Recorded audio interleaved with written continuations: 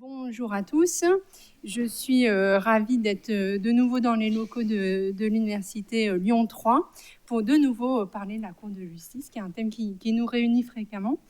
Et donc je souhaite remercier Gaëlle Marty, Loïc Robert et Penny Katsorchi pour m'avoir conviée à présider cette table ronde. Avant de donner la parole à Stéphane Gervasoni, François Lemann de Chermont et Jean-Philippe Mochon, dont je présenterai les qualités tout à l'heure. Je voudrais simplement compléter ce qui a été dit ce matin et pour aussi peut-être ouvrir les débats après vos trois interventions respectives alors ce serait une observation, une remarque qui consiste en manifester peut-être une source d'inquiétude ou d'incertitude concernant la réforme et deux questions, en tout cas, oui, deux questions qui seraient adressées aux trois panélistes. Alors, une observation, cette réforme de 2024, à entendre, et puis, ça m'est venu aussi durant les débats de la matinée, c'est ce que j'appellerais le réveil des dispositions dormantes, ou le réveil des belles au bois dormantes, à savoir donc une réforme qui a été quand même mise en place en 2003, qui est donc le constituant européen a quand même prévu dès 2003, dès 2001, entrée en vigueur en 2003, de transférer les compétences préjudicielles au tribunal.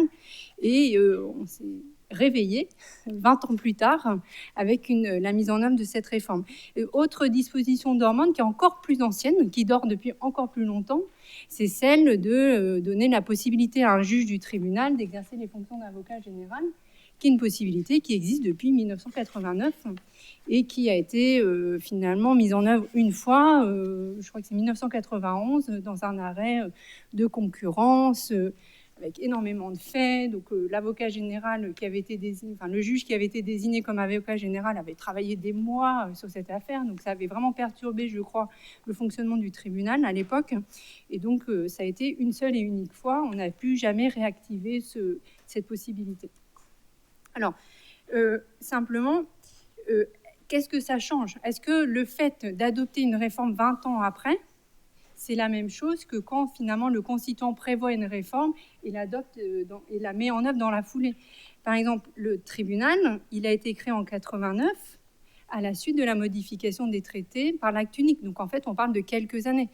Pareil pour le tribunal de la fonction publique, il a été créé en 2004 par un acte de droit dérivé, mais après la modification, entrée en vigueur, des traités grâce à l'entrée en vigueur du traité de Nice en 2003. Donc c'était vraiment un délai très court. Là, la réforme de 2024, elle intervient beaucoup plus tard. Est-ce que ça change le fait qu'il y ait ce délai extrêmement fort? Je pense que oui. Pourquoi? Parce que quand la réforme avait été conçue avec le traité de Nice, elle s'inscrivait dans une réforme d'ensemble, à savoir le triple niveau, les tribunaux spécialisés, le tribunal qui devenait une juridiction de pourvoi notamment, et qui avait vocation à étendre cet office de juge du pourvoi. On parlait de créer ensuite dans la foulée une juridiction spécialisée en matière de propriété intellectuelle, et donc troisième niveau, la Cour de justice. Donc finalement, à l'époque, le tribunal était conçu comme évoluant vers plutôt une juridiction d'appel qui serait amenée rapidement à traiter des questions préjudicielles. Voilà. Donc il y avait quand même une forme d'association entre juge du pourvoi et juge de la question préjudicielle. Au moment où là, la réforme est adoptée, le système est complètement différent, parce que le tribunal de la fonction publique a disparu, et parce que donc justement à la faveur du doublement des juges au tribunal. Voilà, donc ce décalage n'est pas sans conséquence, dans la mesure où la réforme s'inscrit dans un système qui est en fait très différent. En tout cas, il a été conçu de manière très différente.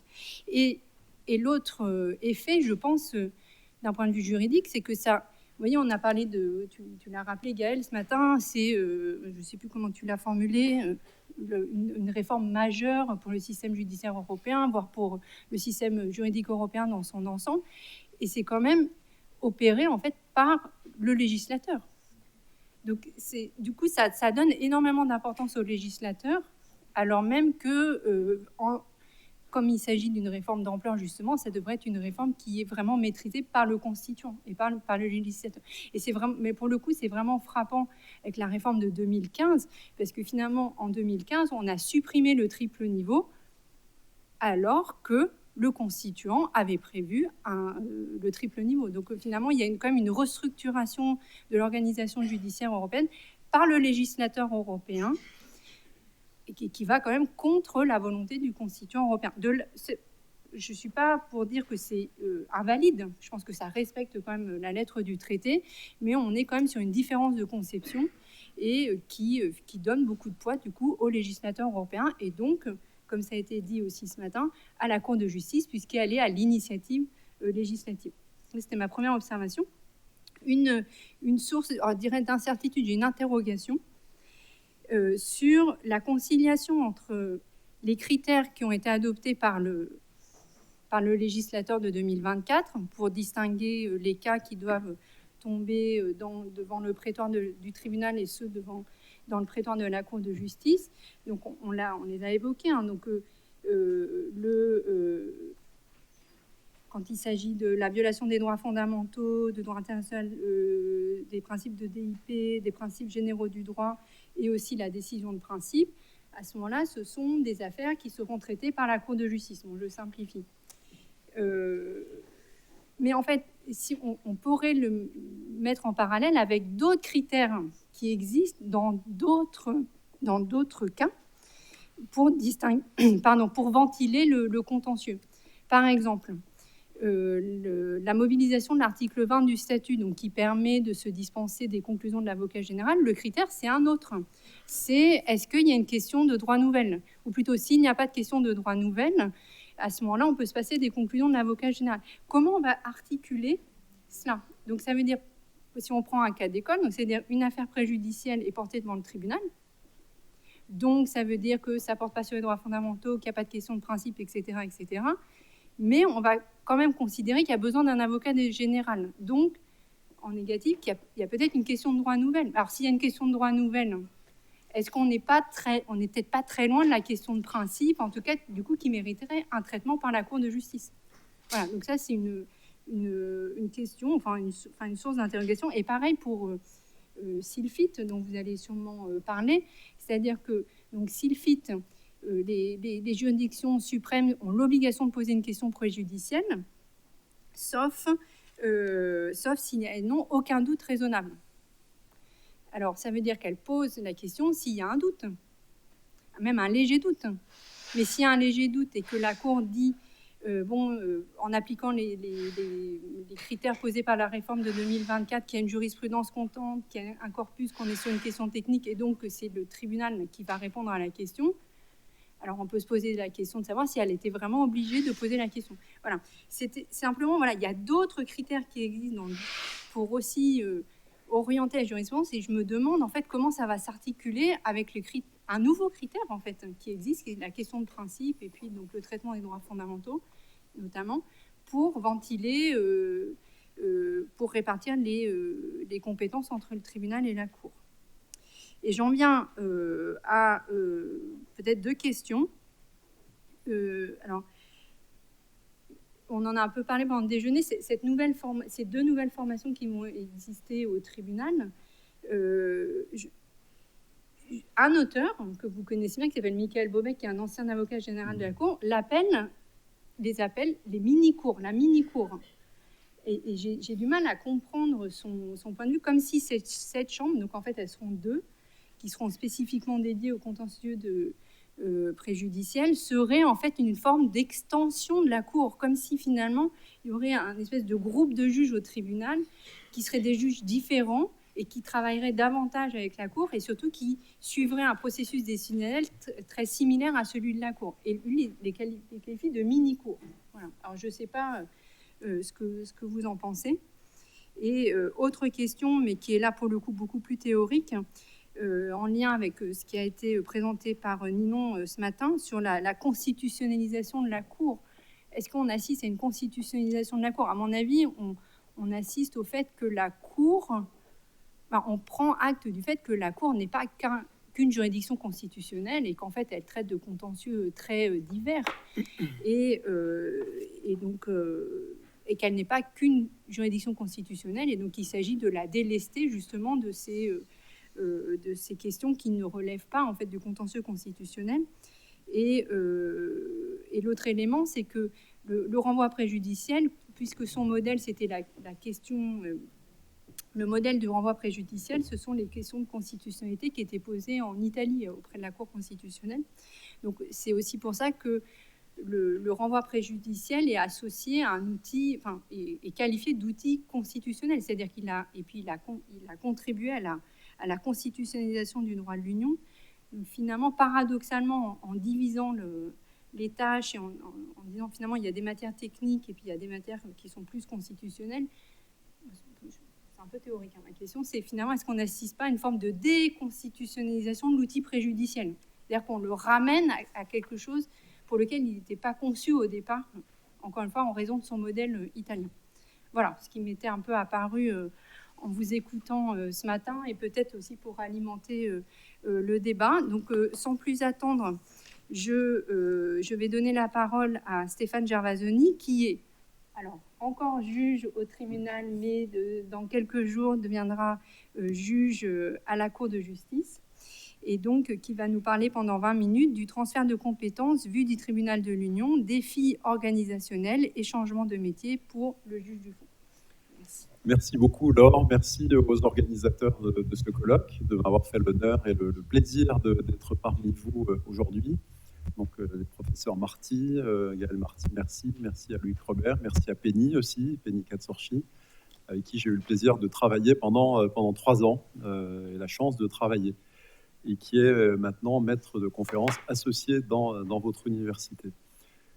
Quelques mots sur quelques lignes directrices sur cette nouvelle réforme pour le tribunal. Le tribunal est en réalité en situation de réforme permanente depuis plus de 10 ans. C'est la juridiction qui évolue au gré des évolutions, des besoins d'adaptation de l'architecture juridictionnelle de l'Union. En 2016, le tribunal a perdu sa compétence de juge du pourvoi.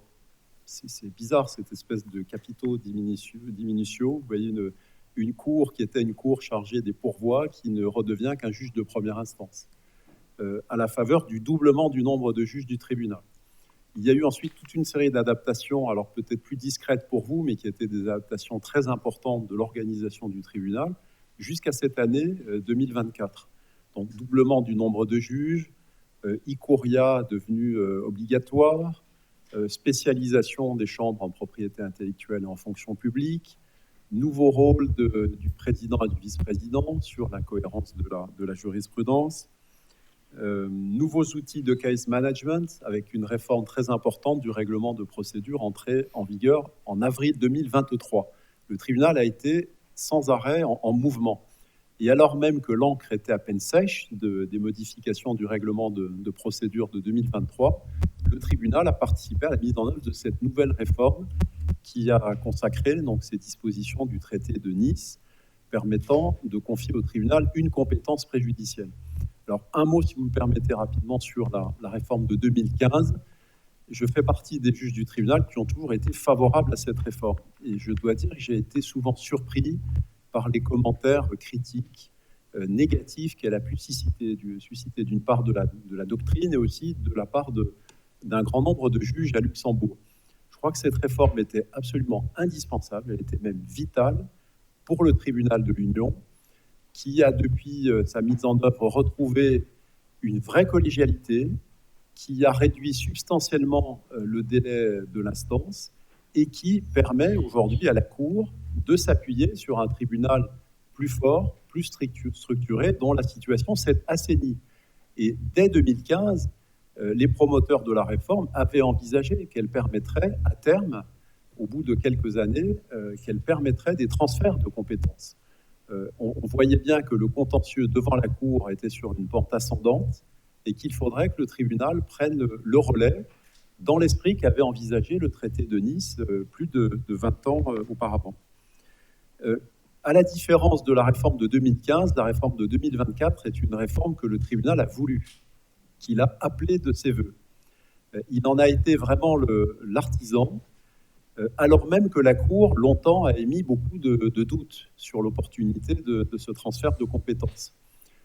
Dans le rapport sur le fonctionnement du tribunal en 2020, donc consacré à la mise en œuvre de la réforme de 2015, je peux vous dire que c'est le tribunal qui a demandé à la Cour de justice, dans la rédaction des conclusions de ce rapport, de ne pas fermer la porte à d'éventuels transferts de compétences dans le domaine préjudiciel.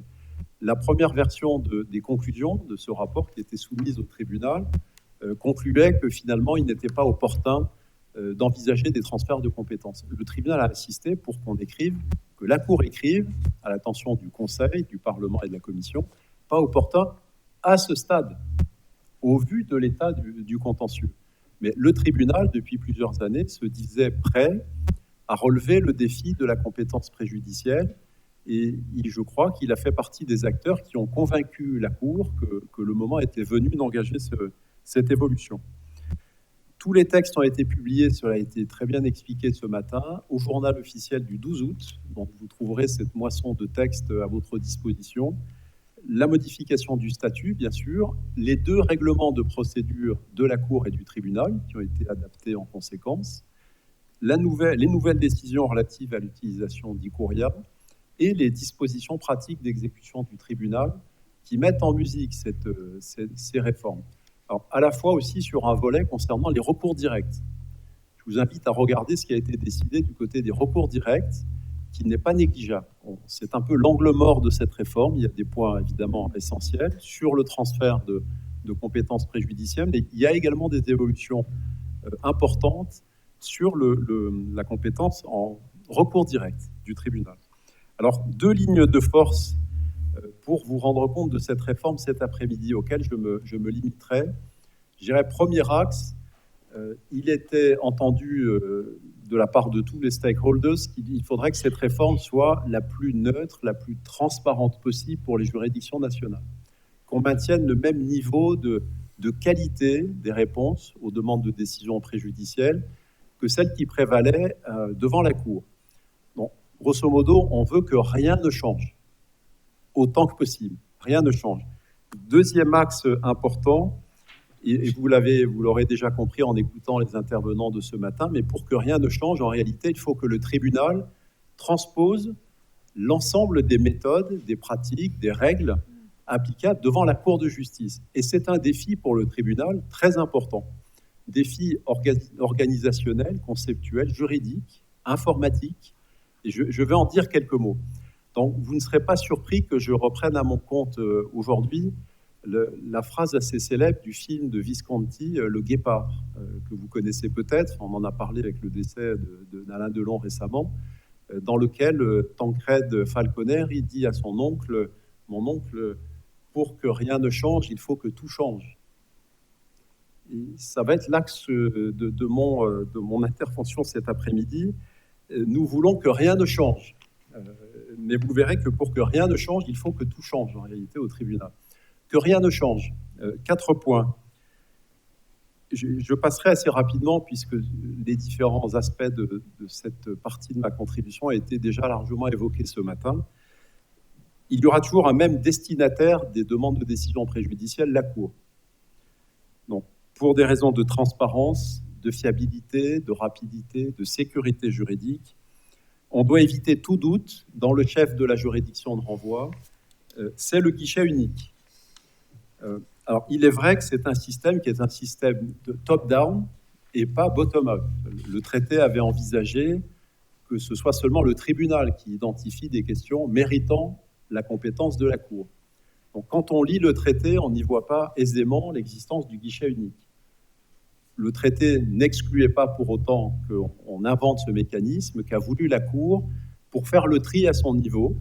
Je crois que c'est une bonne chose, en tout cas, pour simplifier l'office du juge national. Deuxième point, volonté absolue de continuité jurisprudentielle. On a choisi des matières, comme Penny l'a expliqué ce matin, dans lesquelles il y a déjà un corpus jurisprudentiel très structuré, très développé.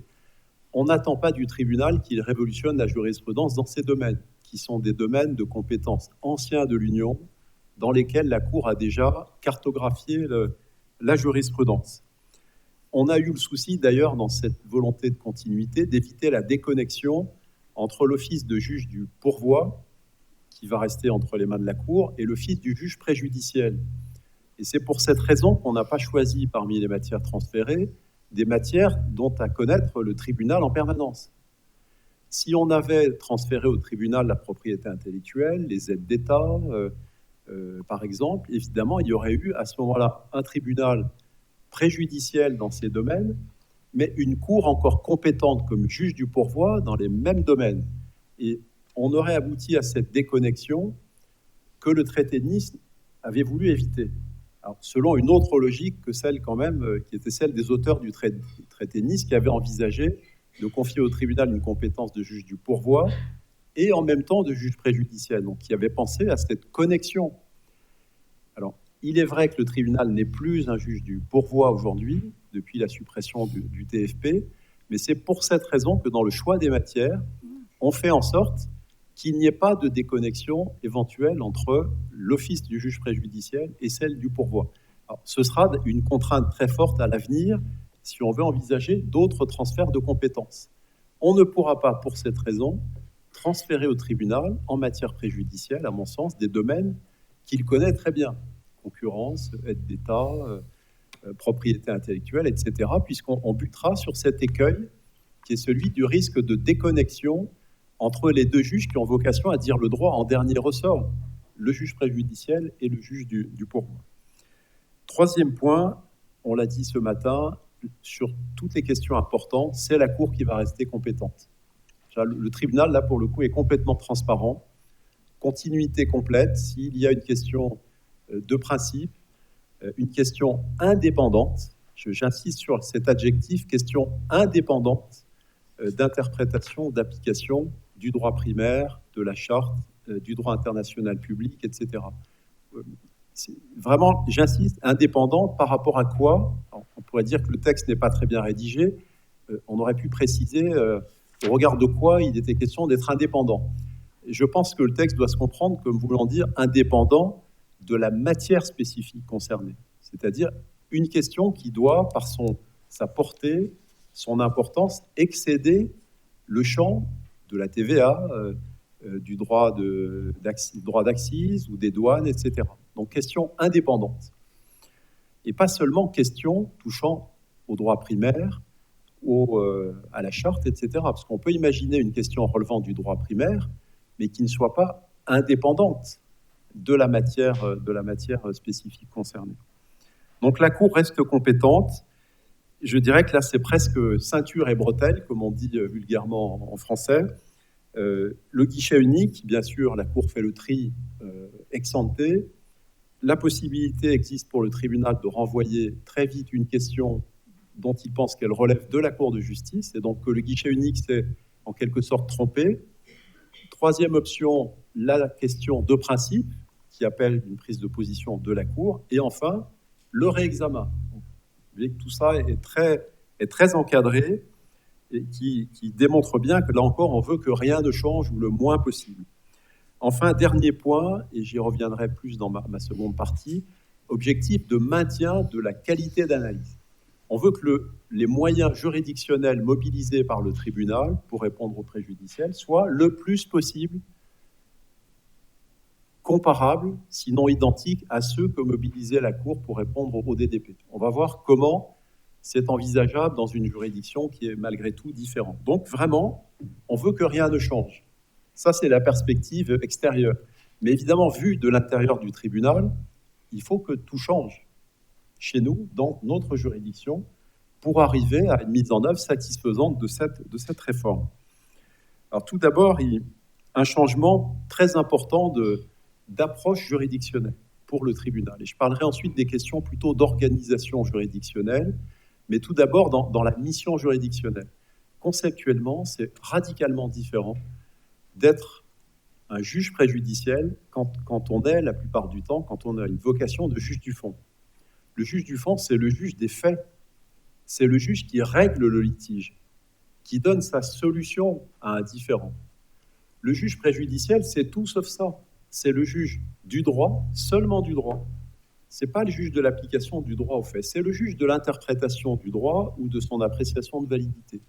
Et c'est un juge préjudiciel qui ne doit sûrement pas empiéter sur les plates-bandes du juge de renvoi, qui est le juge du litige. Donc, je crois que c'est là que réside l'enjeu majeur de la réforme et probablement la principale difficulté pour le tribunal.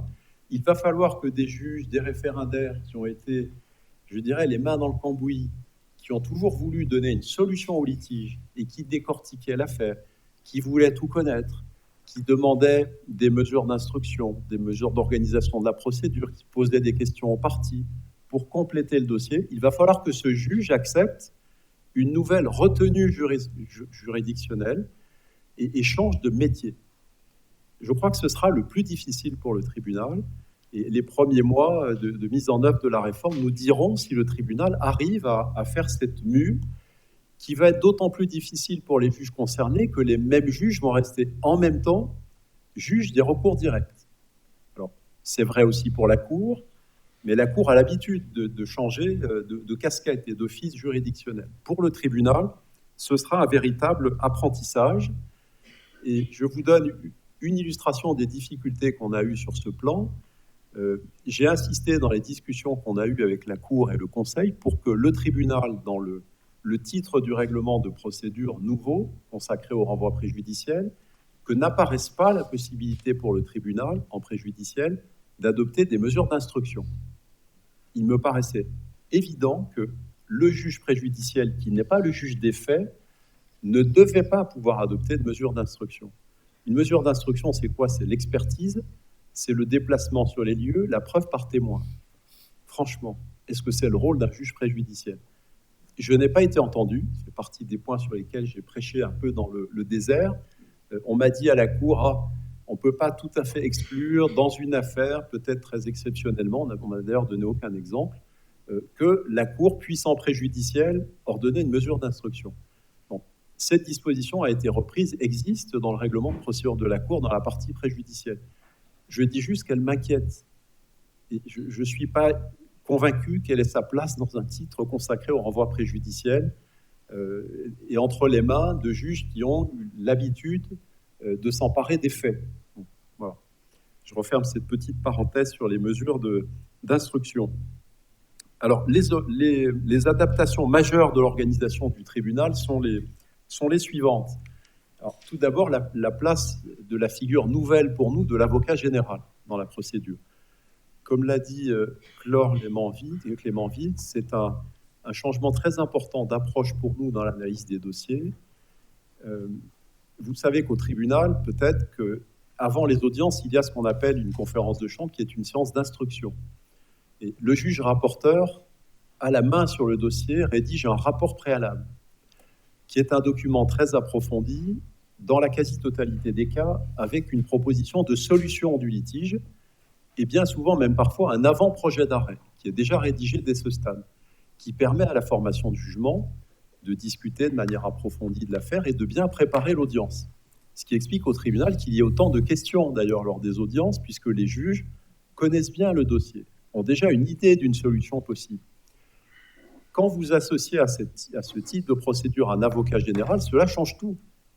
Le juge rapporteur ne peut pas avoir la main sur le dossier. Il doit travailler en tandem avec un avocat général.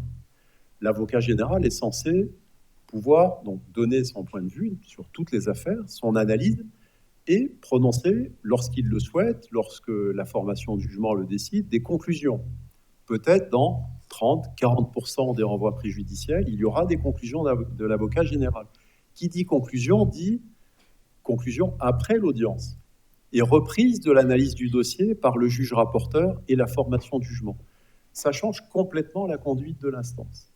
Donc, il faudra que les juges rapporteurs au tribunal s'autocensurent et apprennent à travailler avec un nouvel acteur dans la procédure qui sera l'avocat général.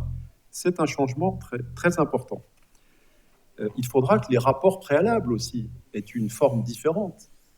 Le juge rapporteur ne va pas dire d'emblée, voilà quelle est mon analyse, et puis voilà ce que je pense. Il va attendre la position de l'avocat général, les conclusions, et le débat se développera sur des bases tout à fait différentes.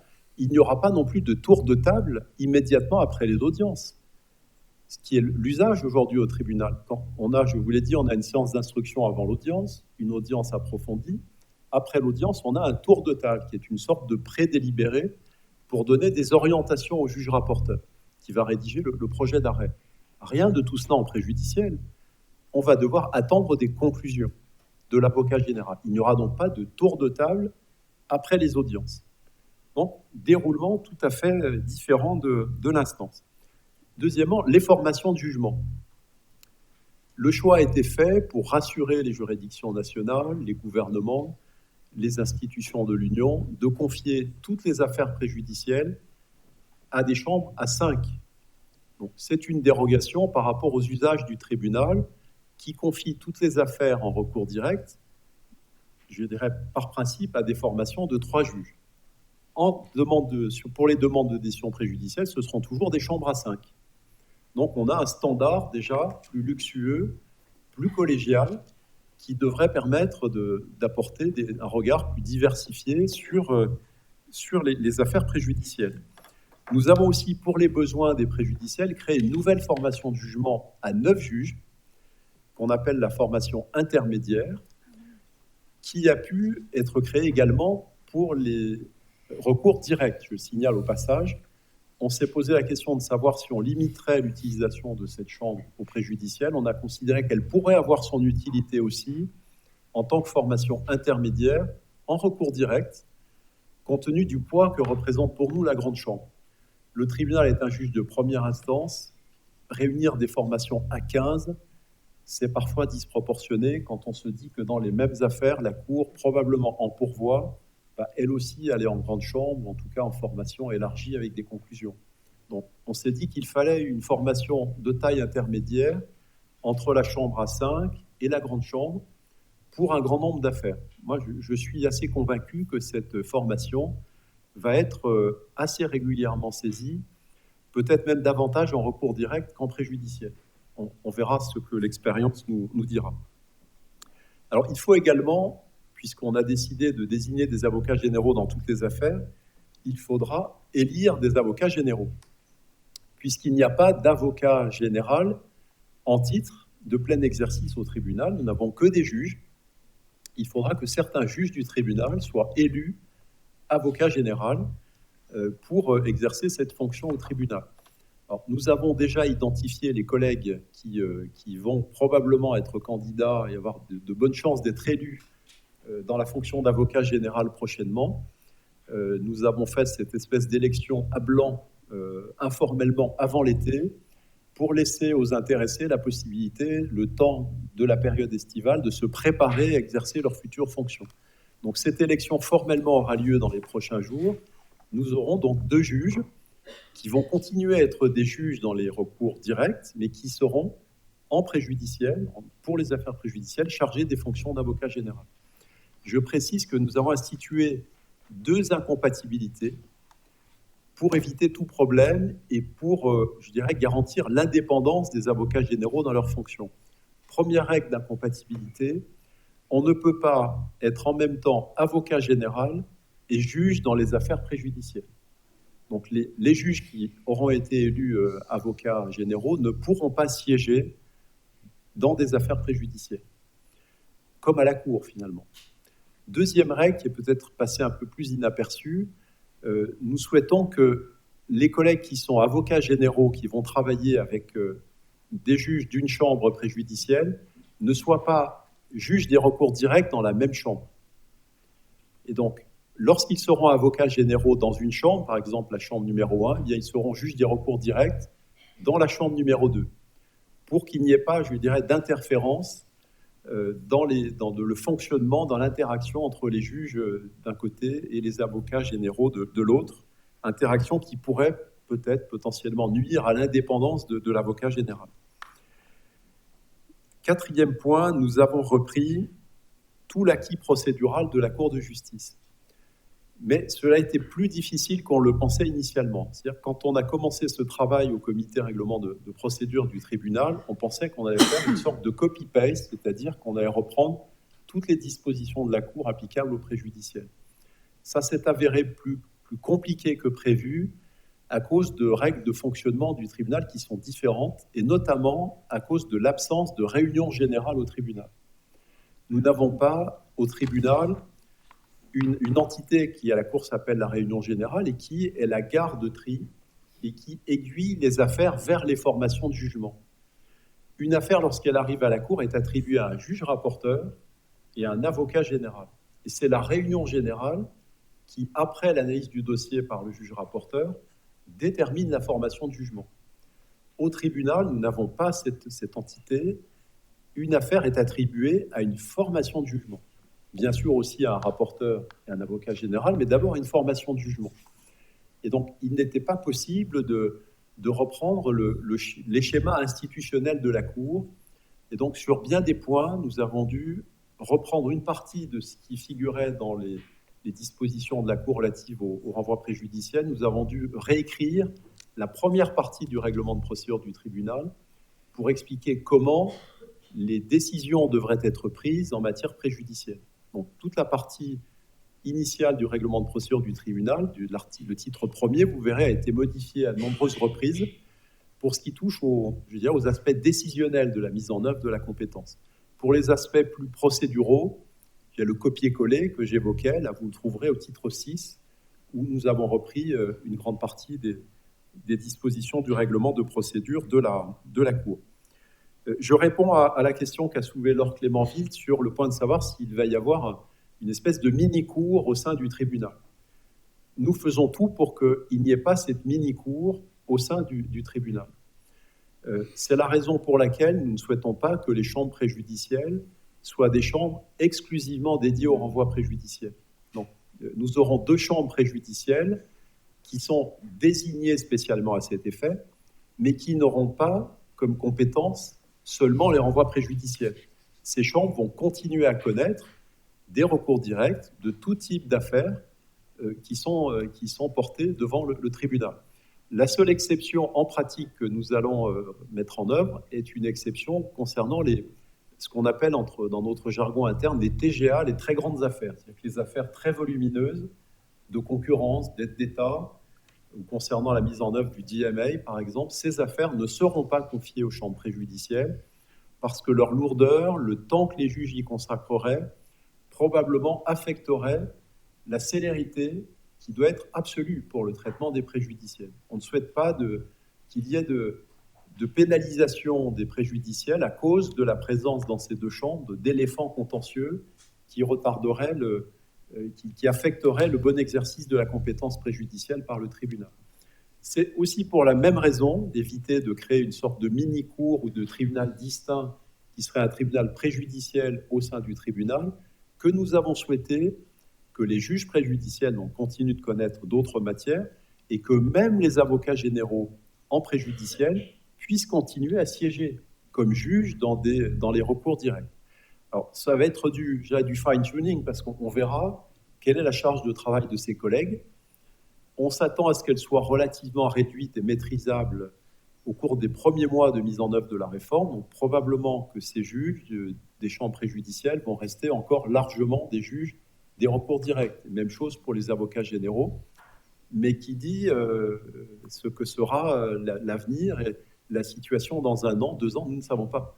Peut-être que nous aurons 100 questions préjudicielles et pas 50, et peut-être que la compétence des juges préjudiciels en recours direct deviendra résiduelle.